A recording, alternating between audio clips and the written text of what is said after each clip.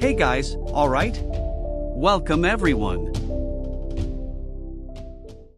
These 100 teenagers are about to be sent to Earth after an apocalypse to check if humans can still survive on it, but the planet has changed significantly since humanity last set foot on it. A girl named Clark is drawing Earth landscapes while sitting in a massive space station orbiting the blue planet. Clark narrates that 97 years ago, a nuclear war on Earth turned into a nuclear apocalypse that killed everyone and left the Earth covered in radiation. At that time, 12 different nations had space stations orbiting the planet, and these stations were combined to form a megastation called the Ark, which has been sustaining humanity ever since. Currently, humanity is waiting for Earth to become radiation-free so they can return to the surface, but this process is estimated to take another 100 years. Clark is revealed as a juvenile prisoner when guards enter her cell and try to put a metal bracelet on her. Clark narrates that on the Ark, there is zero tolerance for all crimes, and even minor offenses are punishable by death, unless the offender is under 18 years old, in which case they are imprisoned until they come of age. The death sentence is given through a process called floating, in which the offender is sent into space. Clark panics as the guards try to restrain her, but her mother, Abigail, arrives and tells her she's being sent to Earth. It's a chance for her to survive. Clark is sedated. Next, Clark wakes up in a landing pod along with 99 other juvenile delinquents, all wearing the metal bracelets. The Chancellor of the Ark, Jaha, speaks to them via video and makes it clear that they have been chosen for this mission to check the habitability of Earth because their status as criminals makes them expendable. The teenagers are not happy to hear this. However, he adds that if Earth is found to be habitable, they will have assisted in the discovery, and all their criminal records will be wiped clean. He adds that when they land on Earth, they must make their way to Mount Weather, an old military facility rumored to have enough food to sustain 200 people for a year. At this point, all the teenagers are behaving like teenagers and have completely stopped listening. A boy named Finn has left his seat and is floating around trying to impress girls like Clark. Others are following his lead. Sitting next to Clark is Wells, Jaha's son. Wells tells Clark that when he found out that juvenile delinquents were being sent to Earth, he committed a crime on purpose so he could join her, but Clark is not too happy to see him. Wells apologizes for causing Clark's father's execution, but she doesn't want to hear it. The landing pod parachutes are deployed, and two of the boys who were floating are thrown against the walls. Their fall destroys all the communication systems on board. They can no longer contact the Ark, but it is revealed that their bracelets are still transmitting their vital signs. The landing pod arrives on Earth. A boy named Bellamy is about to open the doors when Clark warns that the air might be toxic. Bellamy's sister, Octavia, meets him. Octavia was imprisoned just for being born because it is illegal to have more than one child on the Arkansas. Bellamy reveals that he is not a juvenile delinquent, but he infiltrated the landing pod just to take care of Octavia. He opens the door, and Octavia steps out. She can breathe, she screams, and all the teenagers celebrate as if they have arrived at a rave. Clark is also excited, but she checks her map with concern. Finn asks what's wrong, and she reveals that they have been left an entire forest away from Mount Weather, where they will find their next meal. Wells and Clark start making a plan to go to Mount Weather, but as the children of government officials, no one is eager to listen to them. Bellamy and a boy named Murphy mock Wells for thinking he will be in charge on Earth just because his father is in charge on the Arkansas. Murphy attacks Wells and injures his leg. Finn intervenes to protect Wells.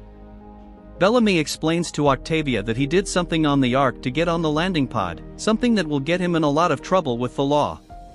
Clark realizes that Finn tried to remove his metal bracelet and advises against it.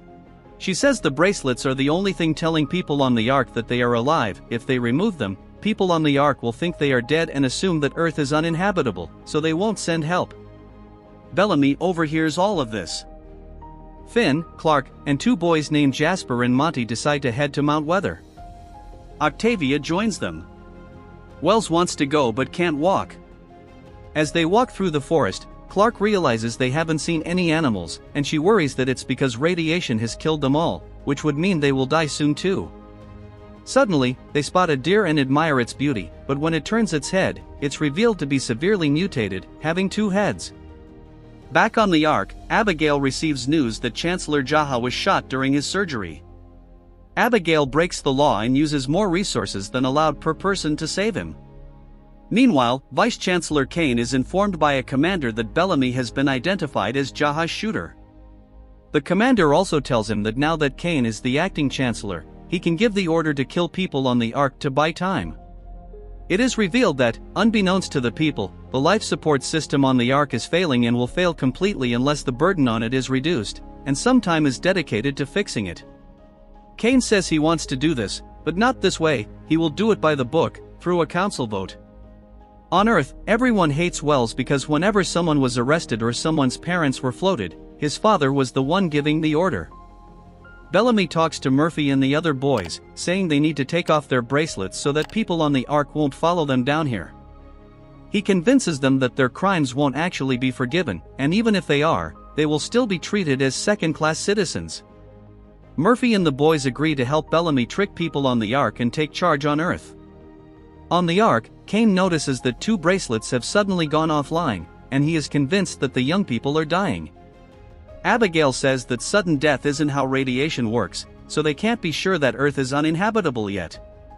On Earth, Jasper and Monty wonder why they were sent now and not earlier, and Clark explains that the Ark's life support systems are failing.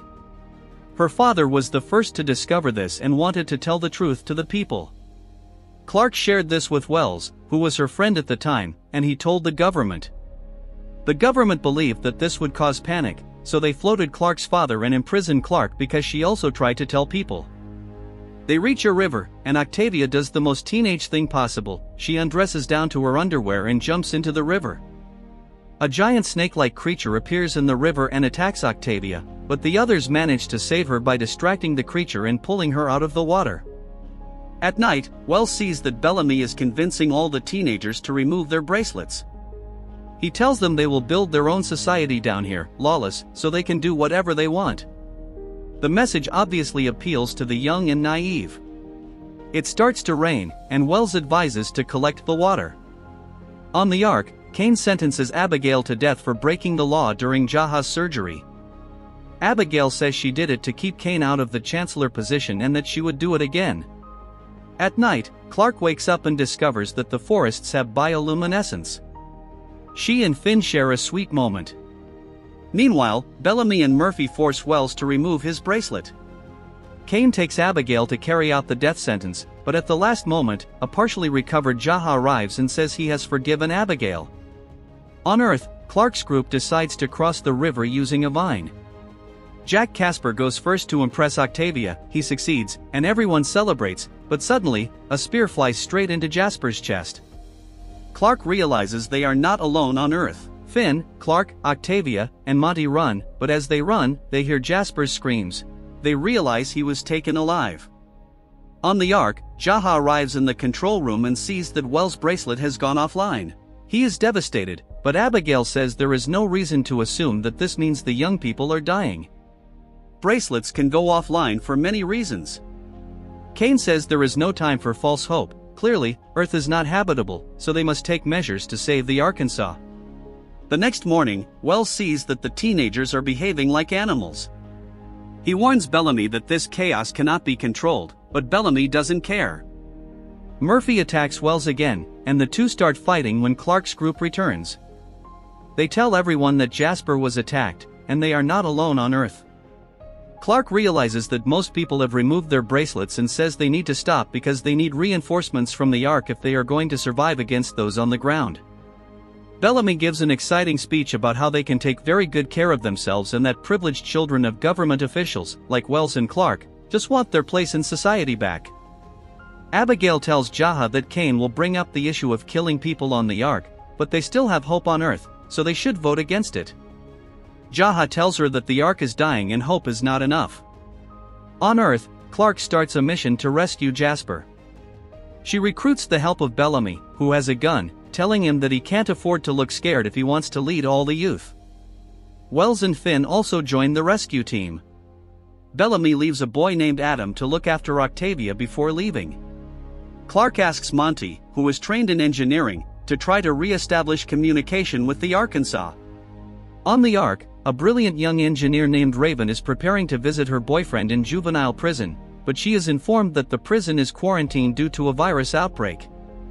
She confronts Abigail about this and says she can tell there is no outbreak and that they are hiding something. On the ground, while Adam tries to contain Octavia's antics, a romance blossoms between the two. The rescue group splits up and Finn and Clark come across a waterfall, deciding to take a break and cool off, which leads to romantic moments between them. Next, they discover blood on some rocks and find Jasper's glasses, realizing they must be close to him. On the Ark, Abigail catches Raven trying to sneak into the control room. Raven explains that the youth on Earth are not dying, they are just rebellious teenagers, so they are probably taking off their bracelets because that's exactly what they were told not to do. Adam and Octavia discover a forest full of bioluminescent butterflies and share a sincere kiss. The rescue group finds Jasper tied to a tree with natural medicines on his chest wound to keep him alive. As they approach, Clark almost falls into a trap, but luckily Bellamy catches her hand and pulls her out. On the Ark, a council meeting takes place where Kane proposes killing 209 ordinary people to buy time to fix life support systems. The vote is tied and the Chancellor must be the tiebreaker. Jaha refuses to vote and, according to the law, this means the vote will be taken up again in 10 days. Jaha tells Abigail that she has 10 days to establish communication with the youth on Earth and prove that the planet is habitable, so that people on the Ark don't have to be killed. While the rescue group is cutting Jasper from the tree, a leopard-like creature arrives and heads for Bellamy. Wells, who secretly stole Bellamy's gun, shoots the creature. Abigail enlists the help of Raven to repair an old landing pod, so that she can go down to Earth and prove that it is habitable. Raven agrees to help, as long as she can go with Abigail, because her boyfriend is also there. Abigail agrees. On the ground, the rescue group returns with Jasper and the body of the leopard-like creature, which they plan to eat. The teenagers are happy to finally have food. Clark starts working on curing Jasper. Bellamy tells people that if they want food, they will have to take off their bracelets, but Finn reminds everyone that initially Bellamy told them they could do whatever they wanted down here, that was the point. He takes food without taking off his bracelet. Then, Bellamy catches Adam kissing Octavia and punishes him for it. Meanwhile, a native of the ground secretly watches all this. Clark has a flashback from a year ago, where she, her father Jake, Ja, and Wells are watching an old football game on the Arkansas. Jake receives news of an analysis report he is working on and his face suddenly becomes grim. In the present, Clark is trying to cure Jasper, who is in a lot of pain and screaming. The other teenagers are getting upset by the noise. Clark goes out and finds a little girl named Charlotte screaming in her sleep. She wakes up and tells Clark that her parents were floated and she dreams about it every night. Clark comforts her. Some teenagers are out for a stroll at night when a strange yellow fog engulfs them, burning them. The next morning, Octavia tries to flirt with Adam, but he does not respond, and Octavia realizes that Bellamy probably did something. She gets angry with him. More and more people start complaining about Jasper's screams, and Bellamy says that if he doesn't get better by tomorrow, they will have to kill him because he is bringing down morale. Clark, Monty, and even Octavia call him an idiot, but Finn agrees that Jasper may be a lost cause. In the flashback, Jake shares with Abigail that the Ark only has a year of oxygen supply left. He tells her that people have the right to know this, so they can dedicate all minds to finding a solution, but Abigail argues that telling people will cause panic and anarchy. She tries to convince Jake not to make the information public because he will be floated, but he doesn't listen. Clark overhears all of this. In the present, Clark examines the herbs that the ground natives used to heal Jasper. She says that if they can find more of it, they might be able to cure Jasper. Wells, who is a skilled botanist, says they can probably find the herb in a shallow body of water. Clark, Finn, and Wells go out looking for it. Along the way, Wells tries to convince Clark to not hate him anymore, but she says that he caused her father's death and there is no forgiveness for that. On the way, they find the carcass of an old automobile. Bellamy and the gang are hunting for food when Charlotte joins them. At first, they want to send her back, but when she shows enthusiasm, Bellamy hands her a knife and allows her to join the hunt. Finn, Clark, and Wells find the herb, which is actually a type of seaweed, and then the yellow fog comes quickly towards them, making them run. When the storm arrives, Finn, Clark, and Wells hide inside the automobile they saw earlier to protect themselves. Bellamy and Charlotte hide in a cave, but Adam is caught in the fog and gets burned. In the flashback, Clark and Wells are playing chess, and she tells him what she overheard between her mother and father. She makes Wells promise not to tell his father, and he agrees. In the present, Finn finds booze in the car's glove compartment and the three share a drink. Charlotte screams again in her sleep, and Bellamy gives her some cryptic advice, saying she should face her demons while awake so they don't disturb her while she sleeps. In the automobile, a very drunk Clark demands that Wells explain why he betrayed her, but he just says that he made a mistake, which is not a good enough explanation for Clark. Back at the camp, people are locked inside the landing pod due to the fog outside, and Jasper's screams are upsetting everyone. Murphy gets up with the intention to kill Jasper, but Octavia and Monty lock the door to Jasper's cabin. In the flashback, Jake is recording a video message to tell people the truth, and Clark walks in. She says she wants to help, but Jake does not allow it. Just then, the authorities arrive and take Jake away. In the confusion, Clark tells him that she will find a way to warn people. In the present, the fog clears, and the group starts heading back to Jasper. On the way, Finn speaks to Clark and says that Wells clearly loves her, but he never gives a straight answer when it comes to her father's matter. He asks her if she's sure that Wells is the one who revealed her father's secret. She says he is the only one she told. Finn asks if he was the only one who knew and leaves Clark thoughtful. Bellamy finds Adam, and his entire body is burned and covered in blisters. He begs Bellamy to kill him. Clark arrives, observes Adam's body, and signals to Bellamy that nothing can be done. She grabs a knife and ends Adam's suffering. Bellamy respects Clark from that point on. They return to the camp, and Octavia is devastated to see Adam's decaying body. In the flashback, Abigail, Clark, Ja, and Wells watch as Jake gets floated. Before being floated, Abigail informs him that she will try to find refuge for people on Earth. In the present, Clark makes medicine with the seaweed and gives it to Jasper. She goes out and finds Wells digging a grave for Adam. She tells Wells that she has put two and two together and realized that it wasn't Wells who revealed her father's secret, it was her mother, because she was the only other person who knew. Wells admits he knew hating her mother would be a terrible feeling, so he let her hate him instead. He just wanted to protect her from the horrible truth. Clark apologizes and hugs him. Next, the medicine works and Jasper wakes up. Everyone is happy. Wells is on guard duty when he is joined by Charlotte. They are having a nice talk when Charlotte suddenly stabs Wells in the neck and slices off his fingers when he tries to reach for her. As he slowly dies, Charlotte tells him that his father gave the order to float her parents and she sees it in her dreams every night. The only way she can sleep is by slaying her demons, so she has to kill him. Next, Clark stands over Wells's grave. Finn arrives and tells her to be vigilant because it is possible that a ground native killed Wells. Clark discusses with Finn how Wells allowed her to hate him to spare her the pain of hating her own mother. She wishes there was some way to cause her mother the pain she has caused her. She has an idea. She asks Monty to take off his bracelet. On the Ark, Abigail panics, struggling with the idea that Clark could have died. Monty tells Clark that he is close to using the bracelets to create a communication device that will allow them to contact the Arkansas outside. Fear of Earth's natives spurred the teenagers to build a wall around their camp. Jasper and Octavia venture outside the wall. Jasper stumbles and sees a knife in Wells' fingers. On the Ark, Kane suspects that Abigail is making frequent trips to a specific part of the space station, where Abigail secretly has Raven work on the old landing pod. Abigail tells Raven that they need to finish repairs to the landing pod as quickly as possible. Raven says the only part they need is a pressure regulator and she knows where to get one on Earth. Jasper and Octavia share what they discovered with Bellamy and Clark. Clark says the knife is made from metal from his own landing capsule, meaning Wells' killer was not a native of Earth, but one of them.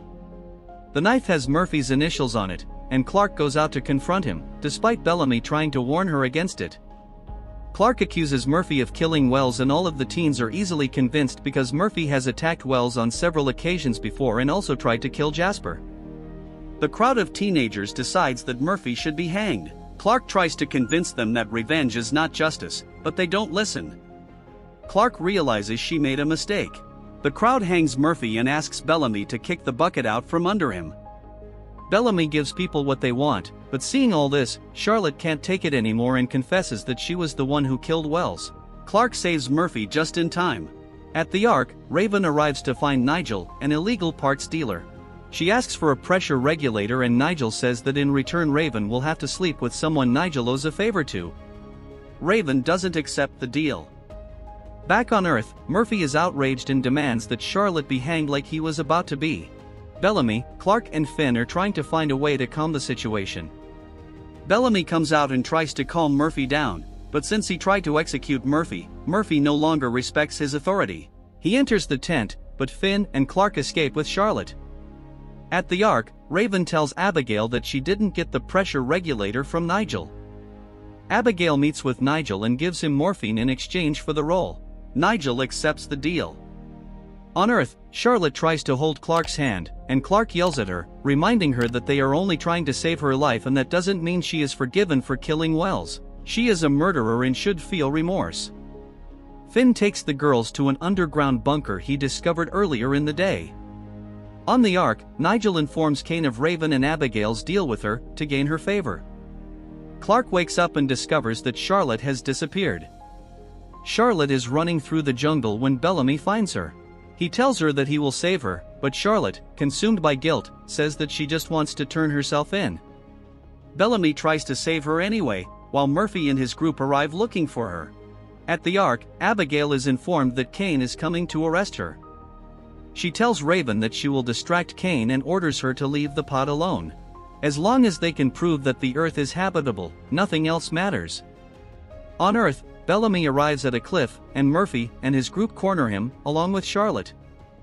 Finn and Clark arrive, and Murphy takes Clark hostage, demanding that Bellamy hand over Charlotte. Refusing to let anyone die because of her, Charlotte jumps off the cliff and kills herself. Enraged, Bellamy attacks Murphy and almost kills him, but Clark stops him. She says they need to stop living like animals and set some rules. They decide to banish Murphy from the camp. On the Ark, Abigail distracts Kane while Raven is launched into the landing pod. Kane arrests Abigail. On the ground, Monty finishes the communication device he is building, but when they test it, it doesn't work and burns out all the bracelets that were still active. Finn becomes extremely frustrated and starts breaking things in the hidden bunker. He tells Clark that it's over and that they are stuck alone on Earth. Clark says he won't be alone as long as she's around. The two then make passionate love. The next morning, Clark tells Finn that it wasn't just her trying to find comfort with someone, she really likes Finn. Finn responds with a joke. On the Ark, Abigail is in prison when Jaha arrives and tells her that she was released because the medical field is overwhelmed and doctors are needed. He shows her that the oxygen levels in the Ark are dropping drastically. He also informs her that Kane's plan to kill people to buy time has been approved by the council. Clark and Finn are sitting together under the stars when they notice a shooting star. Upon closer inspection, Clark realizes it's not a shooting star, but a landing pod.